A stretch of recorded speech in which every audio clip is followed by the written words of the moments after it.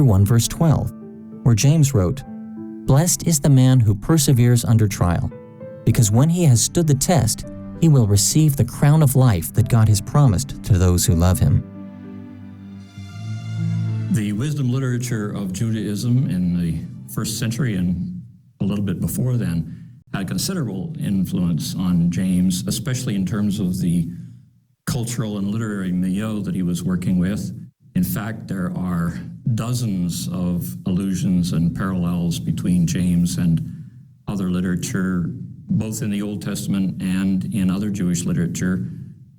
You know that James quotes from Proverbs twice, at least once and probably twice, and he has many allusions, particularly to the wisdom of Jesus ben Sirach, a work that was written in about a century before the time of the New Testament. But there is one thing that is unique to James and in terms of wisdom, and that is he links his wisdom very closely with the teaching of Jesus. James is probably one of the most colorful illustrators in the New Testament, with depictions of ships and being guided by little rudders and farmers that are patiently waiting and merchants that are traveling. There's many, many illustrations. That's all wisdom influence.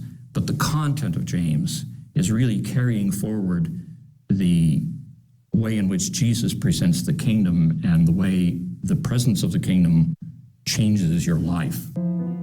Because of James' close ties to wisdom literature, the structure of the epistle is quite different from what we might expect.